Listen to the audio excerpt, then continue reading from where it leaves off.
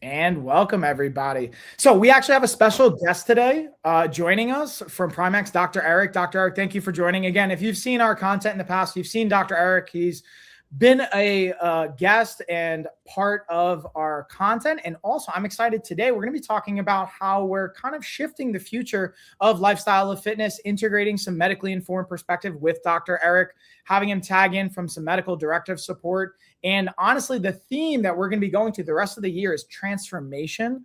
So it's our 15-year anniversary as far as Life of a Fighter in the business. And I'm really excited. I went into that in the last episode, and we're going to be diving into just the transformation theme. And I have some questions that came in that y'all sent in ahead of time that I appreciate. And if you guys are watching live and you want to comment or chat, feel free to do so. Also, if you want to see more of Dr. Eric, not only with what we're doing, you can also see him at Prime X, and I have the website I'm going to put in the comments, and you'll see that in the description below. But that's a long-winded intro for you, Dr. Eric. Thank you for taking the time and joining.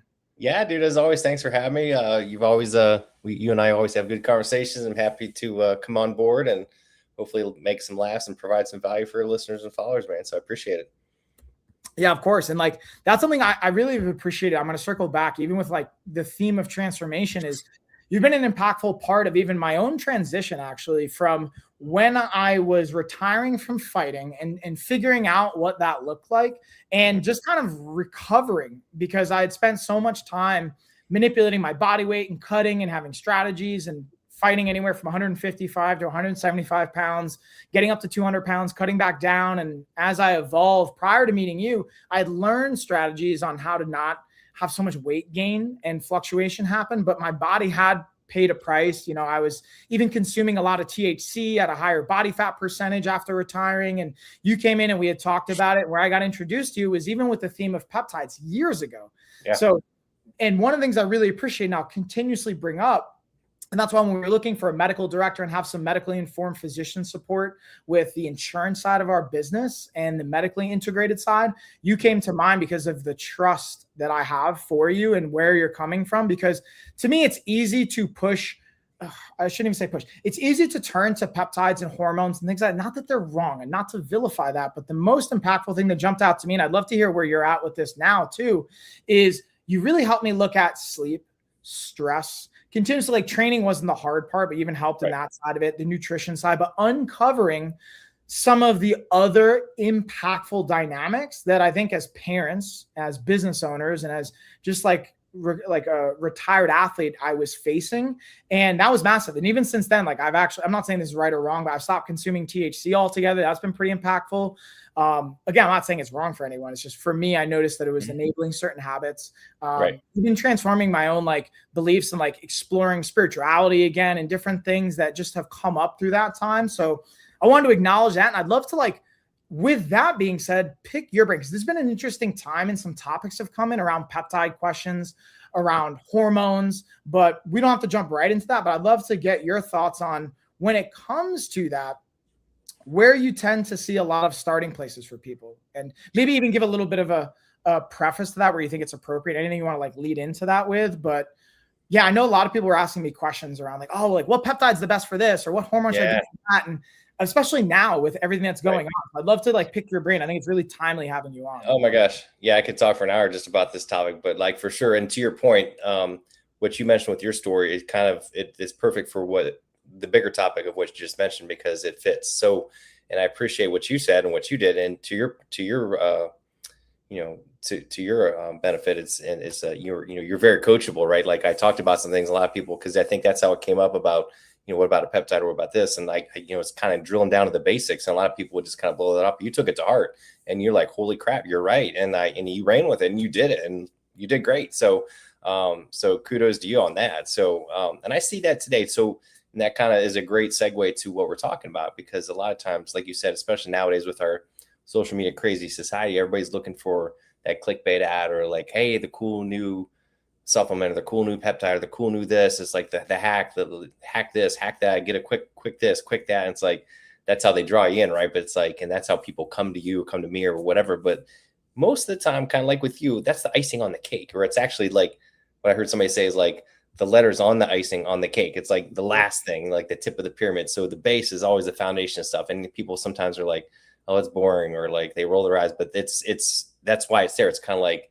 saving, like when people want to hear about the cool hot new stock, but the base is always, save your money, pay off debt, get insurance. It's like the boring stuff, but that's foundational. That's why it's at the base. The castle holds everything else up. So same thing with us. It's like the foundation is sleep, stress, nutrition, exercise, circadian rhythm alignment, the whole community, spiritual side, gratitude, all that stuff. You have to do that. It's like, and I've had, I do advanced bioidentical hormones, as you know, and like I have guys that come in, I'm like, look, I could have the magic pill, and unless you're doing the basics, it's not going to work. Either it's not going to work at all, or it's going to work at like a fraction of what you could be getting. And I've seen it time and again where guys and women implement it, and they're like, they come into me doing this and like, it's okay, but I'm not really seeing much. And I tweak it up, and they're like, wow, now I know I'm doing the same thing, but I feel so much better. I'm like, yeah, you have to put all the pieces together. It's a big puzzle. So, everybody on social media makes it out like it's this quick, easy thing. And unfortunately, my soapbox thing is always like, I'm always like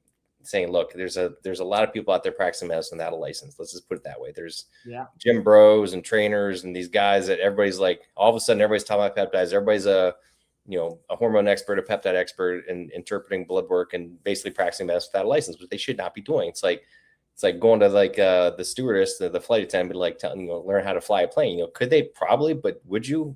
I'd rather go to the pilot or draft a legal document, off of ChatGPT. Should you do that? Can you? Maybe, but I'd rather go to the attorney, right? So that's why they do years of training and learning about this. There's a reason for it, right? And people are like, well, you don't learn that in med school. No, but you learn all the basics, the things that lead up to it.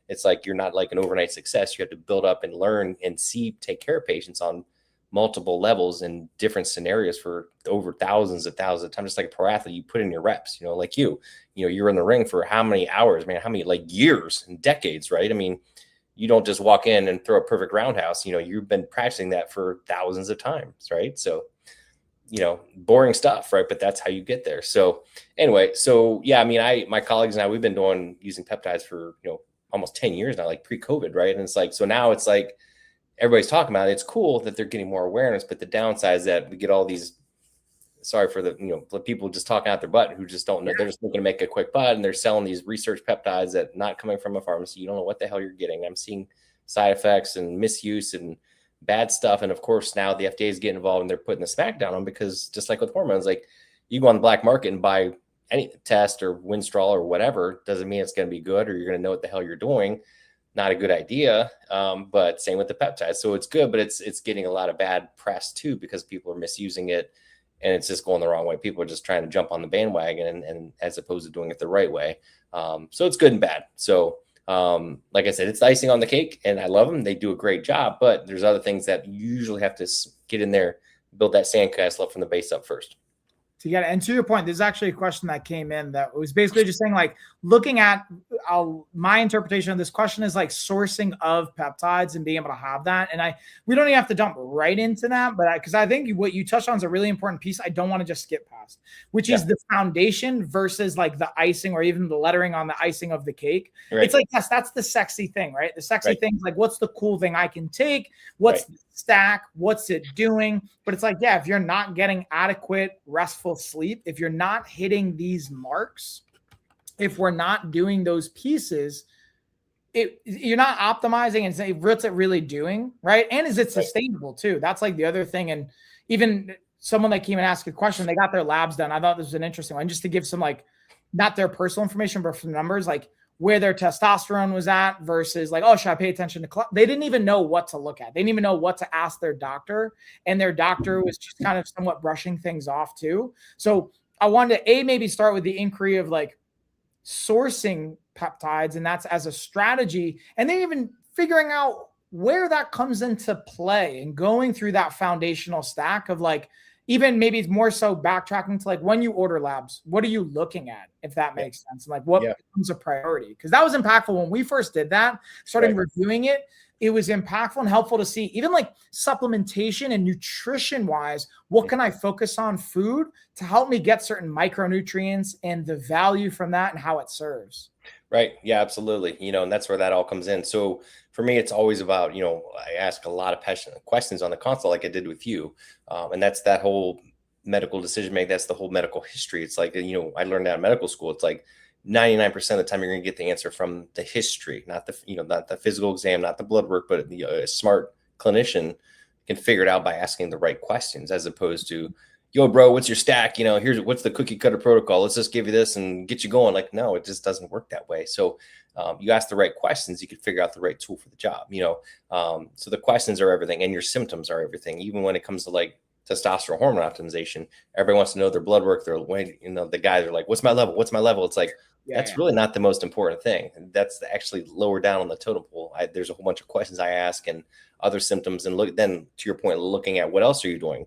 Look at your stress, whether supplements are you taking, whether medications are you taking, prescription medications, there's interactions, all these other things. So it's really more important about how you feel.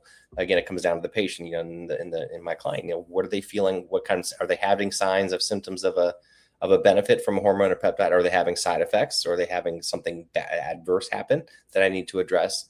Then I bring in the lab work, and I will order the blood work based on what they're coming to me for, and based on their symptoms, right? If they're coming to me for fatigue and lack of energy versus weight gain versus lack of sex drive, or some combination thereof, that could be a multitude of tests, right? I have to, again, most of them I'm going to figure out from asking my questions, but I tailor the lab work to their symptoms and to what we're trying to accomplish.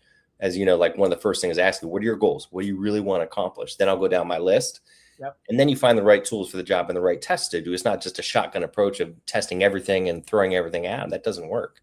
Can you do that? Yeah, but that's dumb, and you're going to waste a lot of money. So you want to do it smart, and you want to be efficient. And I want to be mindful of mindful. I'm not going to try to spend, my patient's money. I always start with like the free stuff, right? I always like, look, meditation and sleep and circadian rhythms, it's free, right? Then we'll worry about eating and working out, and then we'll slowly layer in like maybe some inexpensive supplements. And then if we need to do some hormones, then we'll save the peptides for last, because they're typically the most expensive. So blood work does come in, absolutely. Not only initially, but as we're following them along, because we want to monitor for any side effects or any adverse reactions. And there's a lot of things, and peptides and hormones, medication that can affect a lot of things in your body. So you have to look for those things, and some of them can be potentially dangerous. So you have to watch for that. Peptides. To your point, like I only get mine from certified pharmacies. I know they're pharmacy grade because they do a whole another level of testing and certification and batch testing, lot testing, et cetera, that a lot of these online places do. Most what you see is like from research grade peptides, like whoever that was that made that comment, like from China. And yeah, a lot of people, even pharmacies, may get some stuff from China, right? But then they do the testing and all the certification, et cetera. One of my peptide colleagues, one of the gurus in the space, and we presented at a lecture, this is years ago, and he put some data on the screen, and it was all, verifiable data from, reputable journals, et cetera. And it was kind of showing like, here's all the different places that sell the peptides and how many of them were either not pure or had other contaminants in them, or who knows what the hell they had in them. And every one of them is going to say, oh, we test them, and we do our own research, we do our own testing. Of course, they're going to say that, but do they? And number two, there's a list of questions you ask, and most of them won't want to answer them, when you ask them, so, and like, yeah, even if it's 95% pure or 99%, what's in that other 5%? If I'm going to put something in my body, I want it to be 100% pure and tested, certified, the whole kit and caboodle. That's just the bottom line. Are there a few, quote unquote research peptide places that are okay? Maybe. There's a couple that I know that in a pinch might work, but again, as a physician, especially my license, I'm only using pharmaceutical grade, and most patients I think should be too. Can you get it cheap online? Yeah, but you kind of get what you're paying for, right? Kind of like hiring a doctor, hiring a coach like you, could you figure it out on yourself, or do you want to pay the money to do it right? So, again, when it comes to your health, man, it's, money is the last thing. I mean, it's a concern, but to me, health is wealth. And if I'm going to take care of my body, I want to be around for a very long time. My family will be around. I'm going to spend the money to do it right. So, and I think everybody else should be too. Yeah, and I think that's an important part. To your point is the investment, because one of the things that comes up in the health space and in the medically integrated space is like, okay, yeah, maybe it's a higher cost, the perceived value, but like what's actually more costly 10, 20, 30, 40 years down the line from now?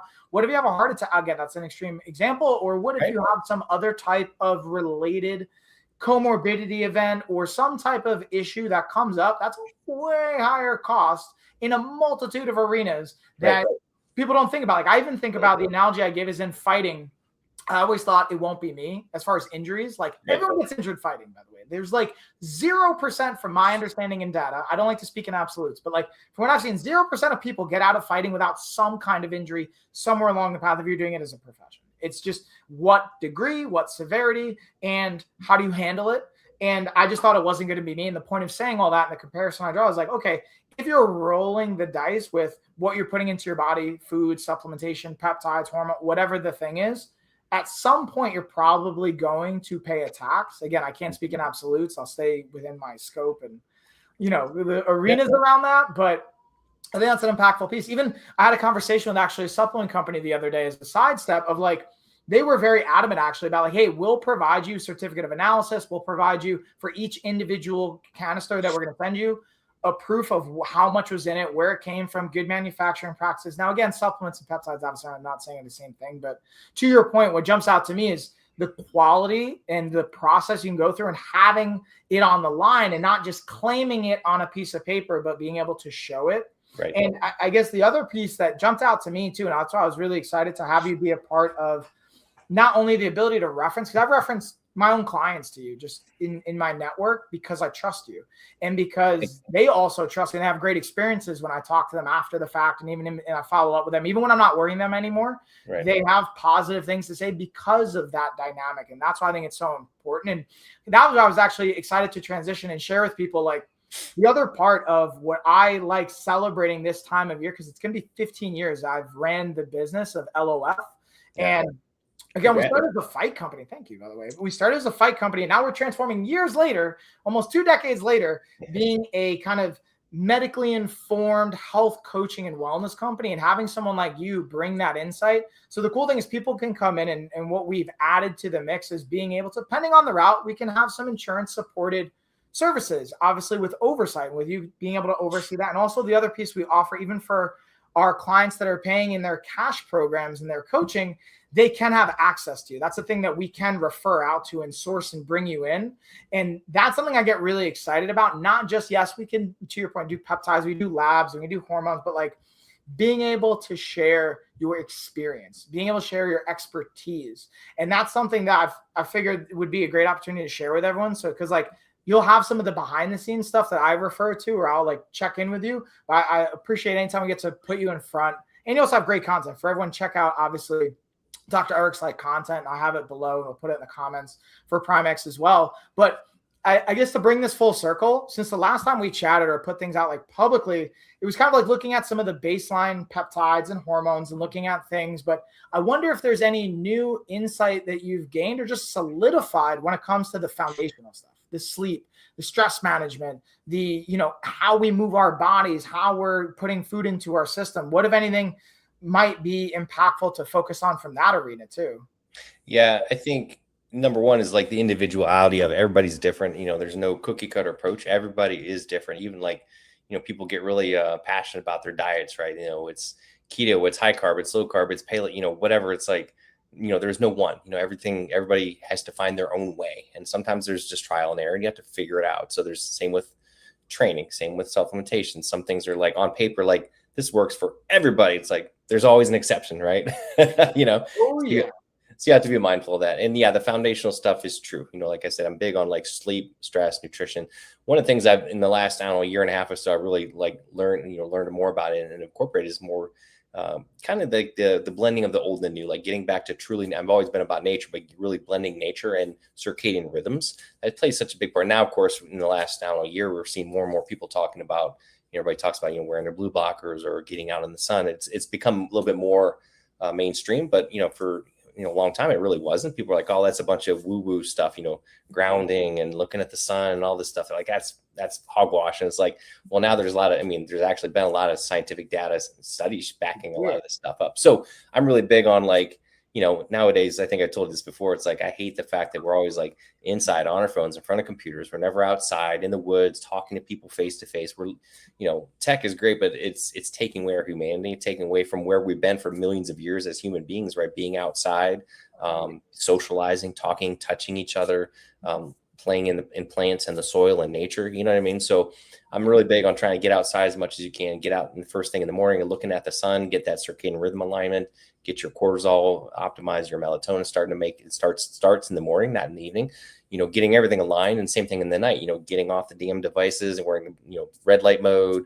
And then when it comes to, speaking of peptides, it's like, there's actually, one of my colleagues did a nice presentation on this, and I've been kind of using it a little bit too, is like, kind of like, working out. It's like, you can actually kind of follow not just the circadian patterns, but the seasonal patterns with certain peptides, dietary strategies too, in the spring and summer, right?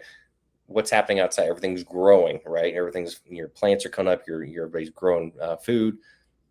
Maybe we should be too, right? Maybe that's the time to worry about, bulking up, putting on some muscle, taking certain peptides to augment, regeneration and muscle growth. And then in the winter, it's kind of that fall winter, it's the opposite, where everybody's kind of slumbering, the animals are hibernating, the plants are dying. So same thing, we should be resting. We should be changing our diet a little bit to focus on that, switching out our peptide stack or from different things to kind of foster rejuvenation, just like nature, right? I mean, it makes sense.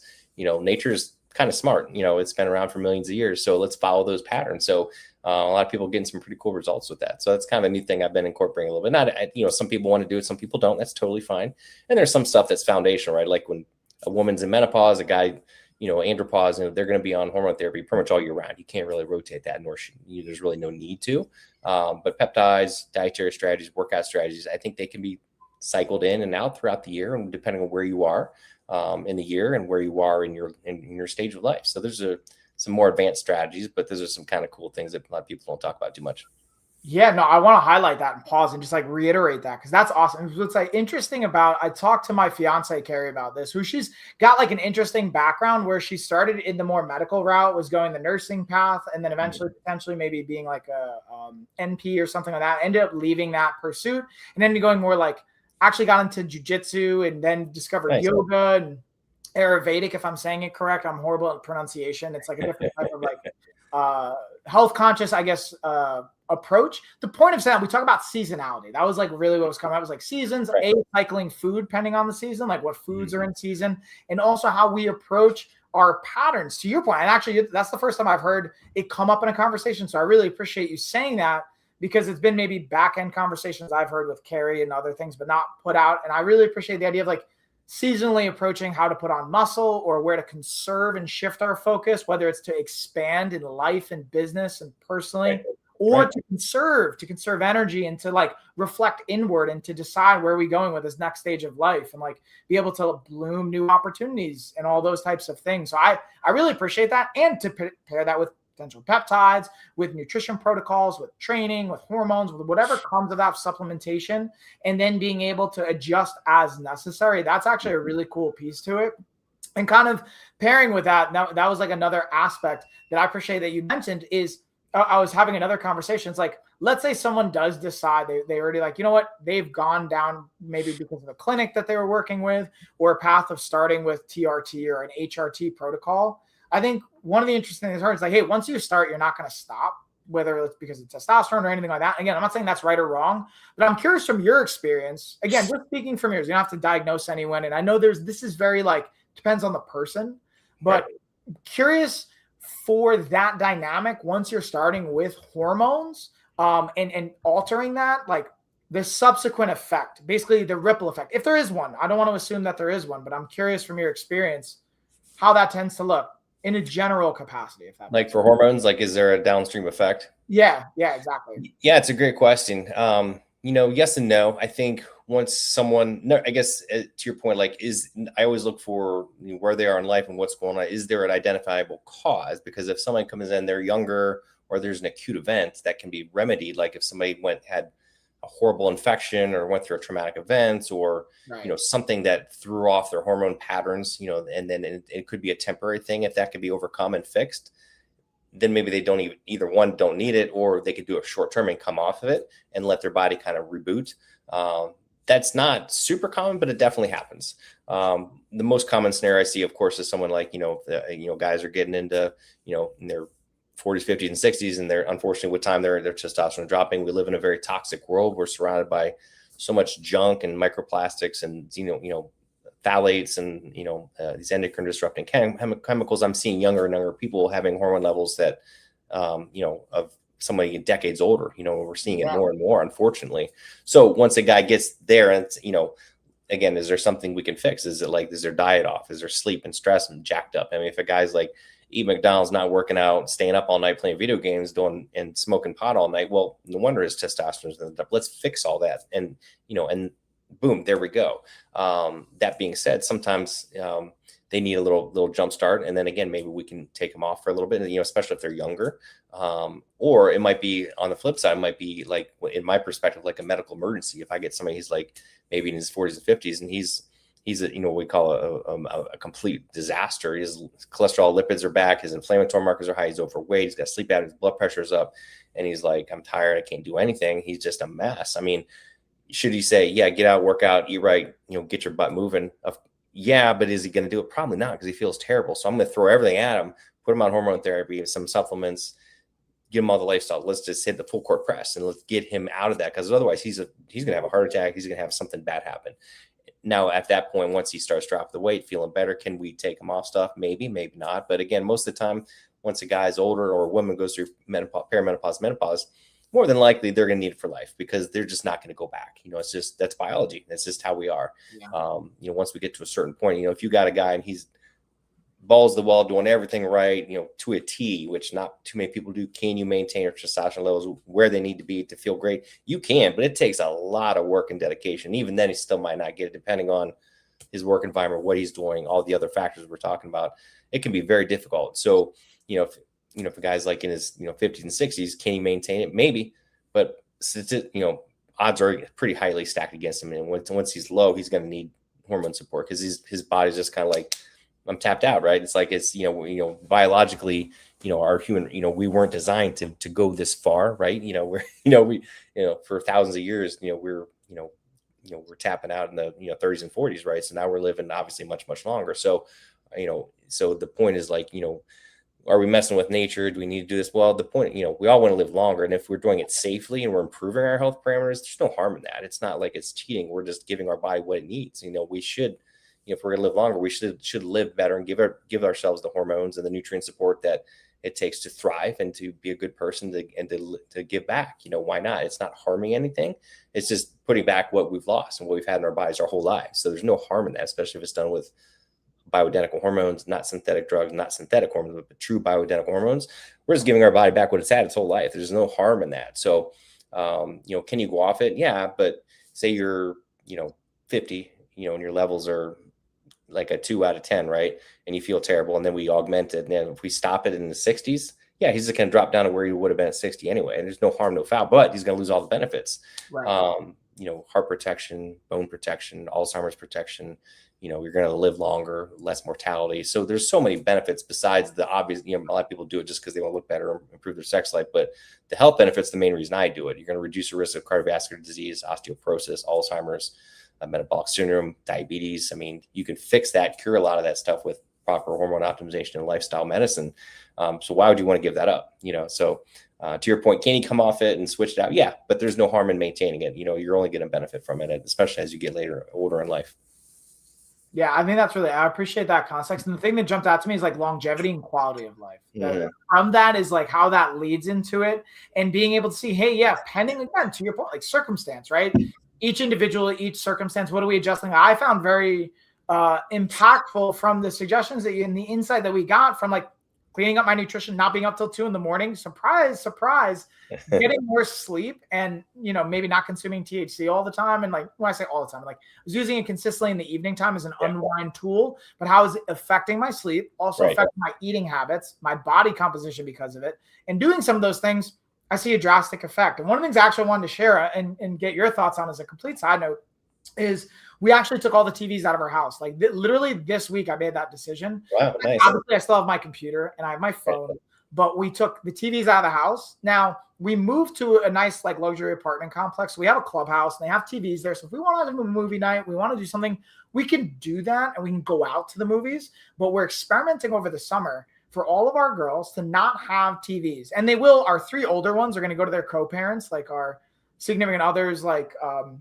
house. So they'll still have exposure to TV and things like that. But our youngest, our 1-year-old that Carrie and I have together, she's literally never seen it. She's never watched TV before. So our goal is for her to go her whole life without having like home exposure. Like she's going to go out and have screens and all of that. But it'll be a fun opportunity, and I'm really looking forward to that over at least the summer. We're going to give it 90 days and see how everyone does, even myself. Like, I can tell you, I literally haven't stayed up past 11 o'clock since not having a TV in the like living room set up, and it's been already massive. I think that's great that you're doing. I wish more people would do that. Same with the phones and computers. I think it's great if you have the discipline to like turn it off after a certain time. Great, but most people don't. I mean, I'm guilty of it too. It's something my wife and I at the end of the night we'll sit down and watch something on Netflix or something or whatever for 45 minutes or something. And then we'll go. But then I go upstairs and I'm wearing my blue blockers and I go upstairs and I have my red light and I read and I meditate, pray, whatever, the last half hour before we go to bed. So I do have my wind down, but ideally I shouldn't even be watching it at all. So I think it's great that you do that, especially with kids. Like I said, I hate the fact that most kids today are always on their phone, always on their devices. I mean, I hate, that's probably they have their benefits, of course, but I think like to your point, like most kids and parents don't have that discipline to do it. And once they're on it. So it's hard, and so I think kudos to you. I think that's a brilliant idea. I think that's fantastic especially for your little ones. Yeah, and I'm not attached. Also, what I've entertained is because I still have a smartphone. I have an iPhone. The goal is after 90 days, I'm going to take it in blocks. I've learned to, there's also this ADHD oriented part of my brain, or we can call it that, whatever we want to I guess I don't have to diagnose it, but that part of my brain wants to go all or nothing. So I'm I'm going to get rid of all of our smart tech. I'm going to completely not do any remote coaching anymore. I'm only going to do in person, which I'm not going to do all this all overnight, but I am swapping out my smartphone for a flip phone. That's awesome. I'm going to make phone calls. I can still do T9 texting. Do you remember that? You have to type in the number 3 times to hit the letter or whatever it is. And then I'll keep my smartphone to connect to Wi-Fi if I need to do live streams or whatever. But that's it. So it's going to be 3 months from now. We're going to keep the TVs out. Then we're going to downgrade to a flip phone. Mostly because, to your point, I think it's really impressive to have the discipline to watch TV for 45 minutes or a period of time and then cut it off.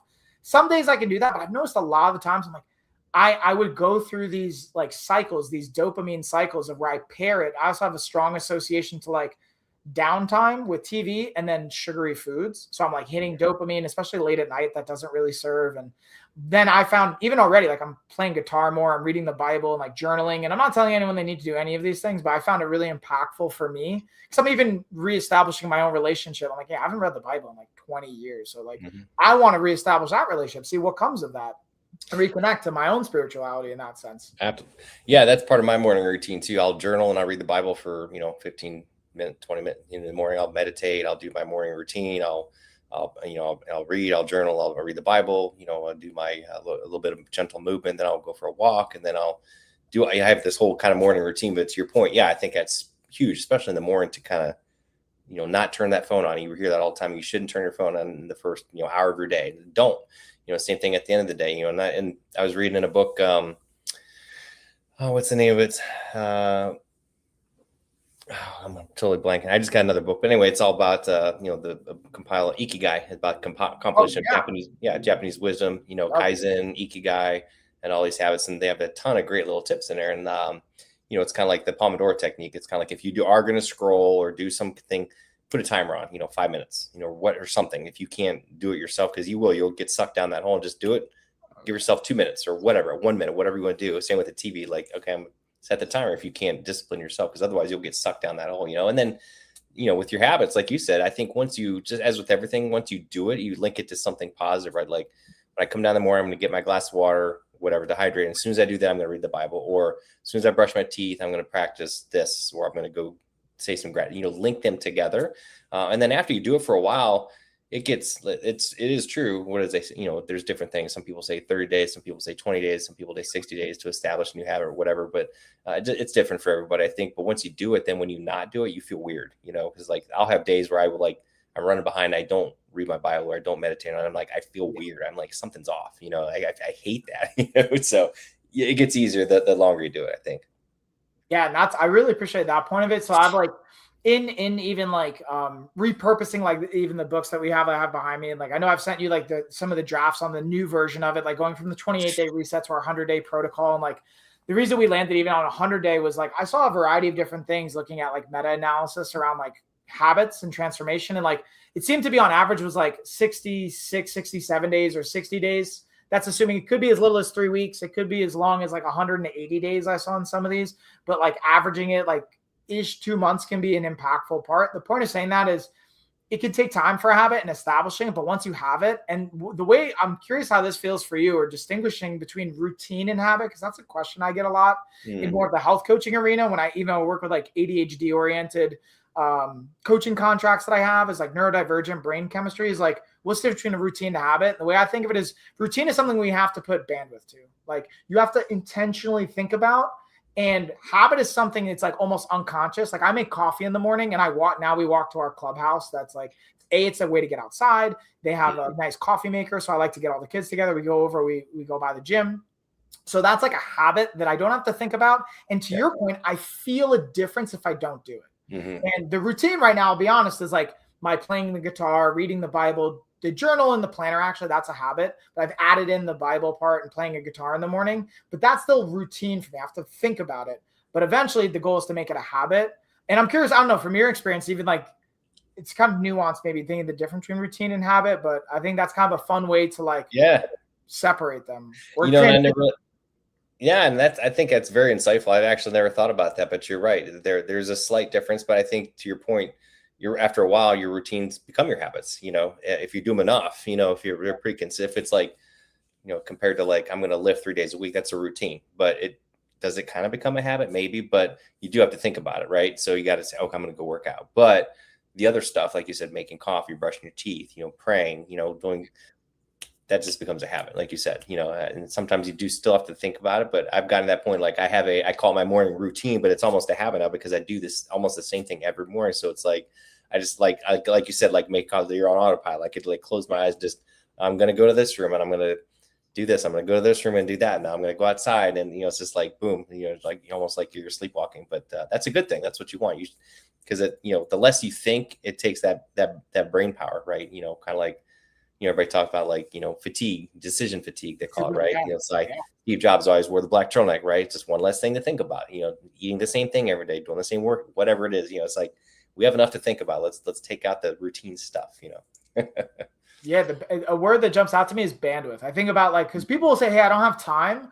It's like, I don't know if it's the time thing. I think it's a bandwidth thing. I think it's an energetic and a combination. Yes, it can be time too. I don't think that's always not true, but I would a lot of times feel like it's a bandwidth, to your point. And I was going through the CEU and like, there was a dietitian that was presenting on this topic about, on average from the study they had reviewed and presented on, was the average American had made about 200 nutrition choices a day in this study. And at first that number blew my mind. It still kind of does, but I'm like, if you think about it, just think about your coffee in the morning. If you're going to make coffee, what kind of coffee are you going to have? Are you going to have a black? Are you going to have cream? Are you going to have sugar? How much sugar? Like you could probably have 10 choices just around your coffee. Thinking about breakfast, then thinking about your hydration. And so the point is like, managing the bandwidth fatigue and being able to lower that so you can have more. And then I go to like impulse control. And like when you get more sleep, from what I've seen in my own experiences, when I'm well rested, I have the capacity, or at least I feel the bandwidth to have more impulse control, to have more decision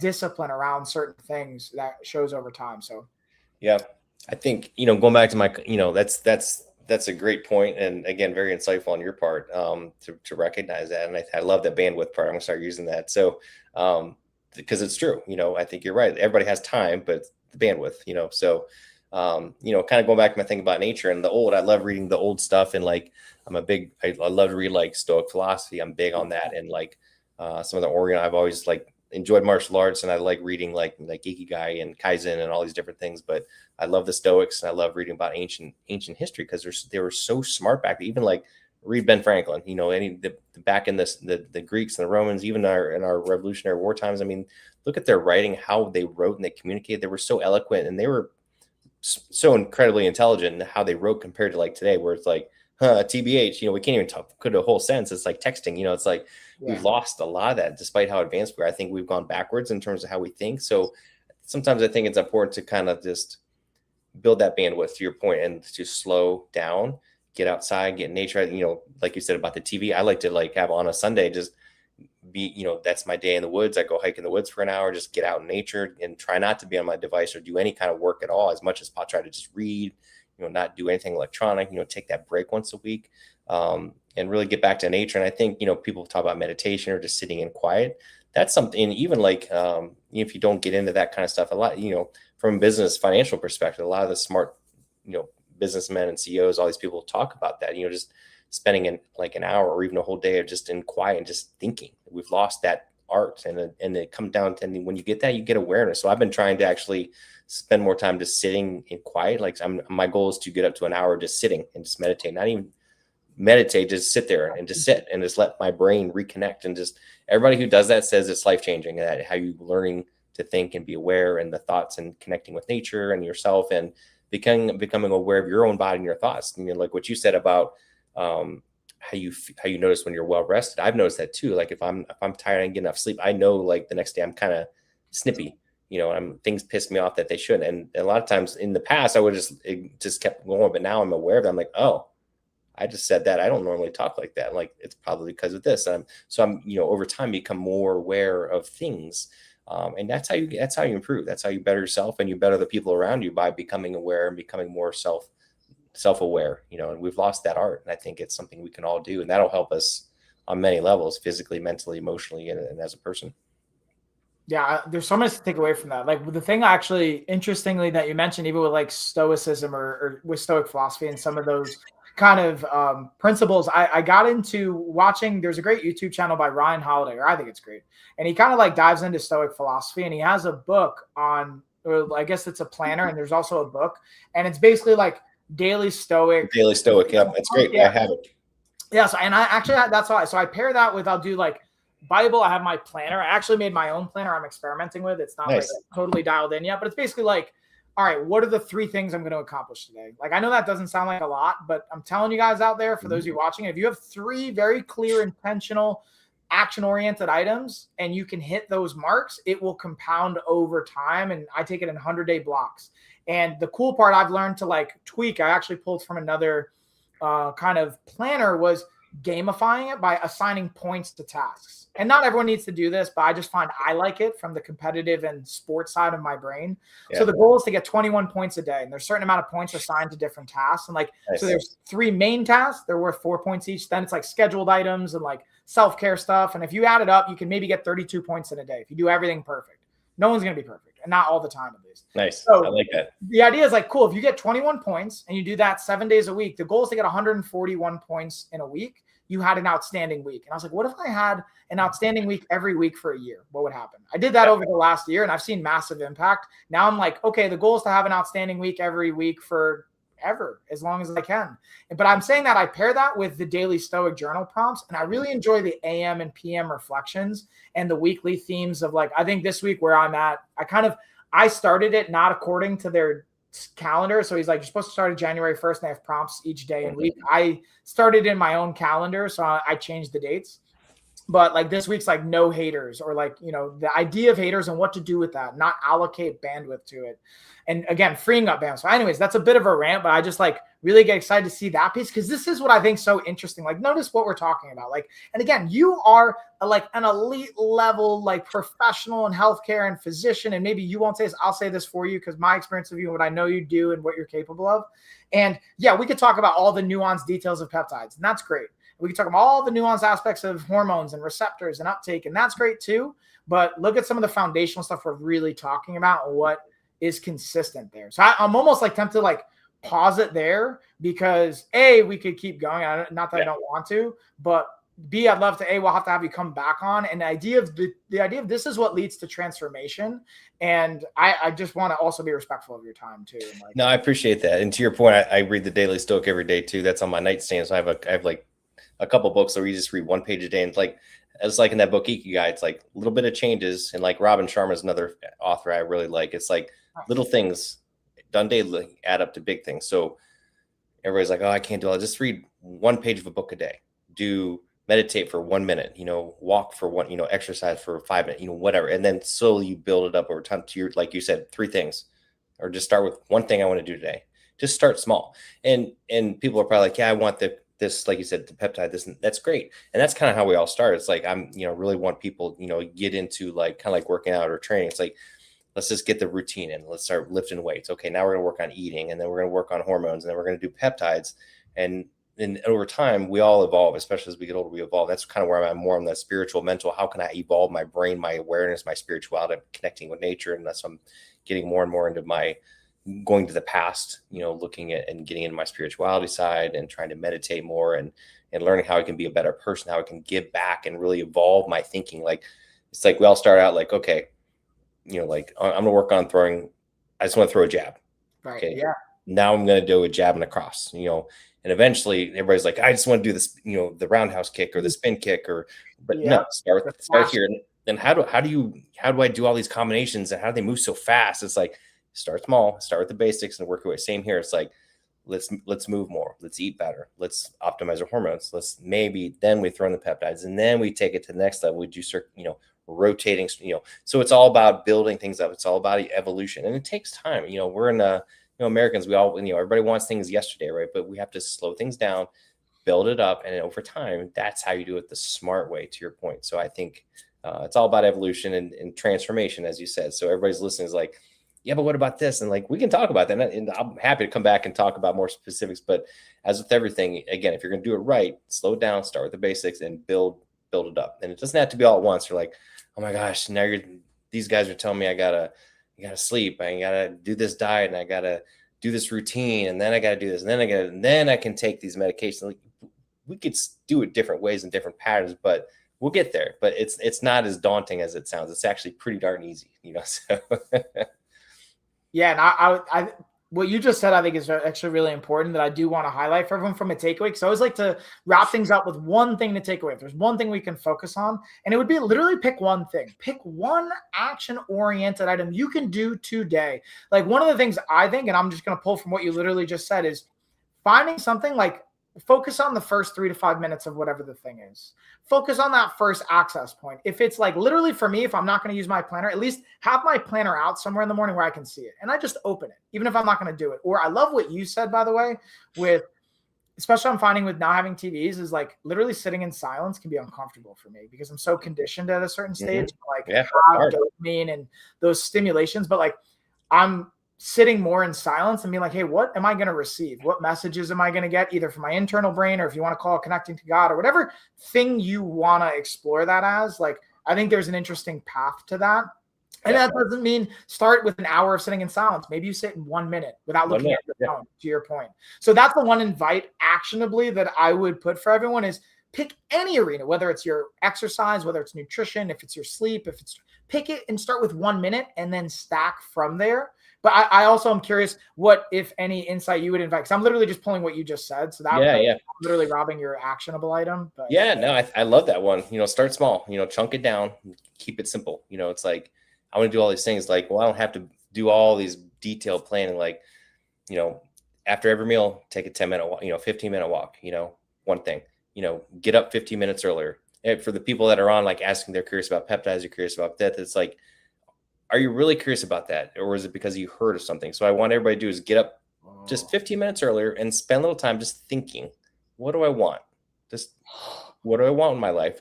Do I really want that peptide? Do I really want that hormone? Do I really want that diet? Because why? Why do I want that? Oh, well, I guess I just heard about it. Or is it something like, I want to get in shape, I want to lose weight. Well, why? Well, I got that wedding coming up in 6 months. I want to get whatever. I want to be around for my kids, and really spend time with yourself. Just 15 minutes. Really think about what you want. What are your goals, and why do you want that? Because this is with everything, it's the why that's important. And you may think that, I don't want that cool new injectable peptide. I want this, or I do want it, but here's why I want it. And now I'm going to go down this road. So really think about, what do you really want and why? So I want everybody to get up 15 minutes earlier today. All these people like, well, I can't eat, I can't work, I don't have time. We all have times. What are you doing with that time? Robin Sharma, in his book, The 5 a.m. Club, he's like, get up an hour earlier, like 5 a.m., right? And you have plenty of time to get your morning routine, but just start with 15 minutes, and write down, just spend 10 minutes thinking, and then the last 5 minutes writing down, what do you want and why? And then come back, and on our next call, everybody can type in their questions and what they came up with. Yeah, I love that. That's totally something I'm going to invite for everyone as I continuously get questions. I think that's a great action list. So we'll leave it at that. Again, thank you, Dr. Eric, by the way. And also just to like call out how awesome you are and behind the scenes. Like, I even hit Dr. Eric up like an hour before we had scheduled. Like, I think I'm going to have to like pivot. My kid, like chaos with the bedtime routine and all that. And all good. I can literally also hear the kids in the other rooms. Like my office is right next to the girls' bedroom. Our other daughter's asleep in the other bedroom, and I can hear them like in there, like getting a little rowdy for like Carrie. So I'm like, all right, I'm gonna go take it. But I just wanted to like applaud that. But the point of saying that too is like we're parents, we get it, and then, like meaning it doesn't have to be perfect. So I applaud that. It's kind of like everybody's like gonna roll their eyes again because I keep talking about it, but like the Stoic philosophy is like things just are, things aren't good or bad, things happen. It's how you interpret it and how you respond to it. Take out your emotions, take out your judgment, like, oh, the car just crashed or the kid's crying or whatever. Well, it just is. It's not good or bad. It's just how you interpret it. And then what do you do about it? What can you control? What can you not control? Worry about the things you can control. Your life will get a lot less stressful. That takes practice. It takes a lot of practice. Trust me. Yes, but we get to get those reps, right? There's opportunities every day. So there's opportunity every day. Reps. Yeah. Thank you so much for your compliments and your kind words. I appreciate it. You're always great. You're always a gracious host, and I'm happy to come on anytime. And anybody has questions, and please hit me up. I'm always available and answer any questions about anything medically related or anything for that matter. So just let me know. Yeah. Again, thank you, Doctor. Again, below we have not only Dr. Eric's website you can check out. We're going to have continuous opportunities integrated in our coaching where you'll be able to consult with him if you want to. And we'll have him back on again. Check out his content and have a happy 4th of July, everybody. For 250 years and celebrate. Yeah, I figured this was perfect timing. All right, take care, y'all.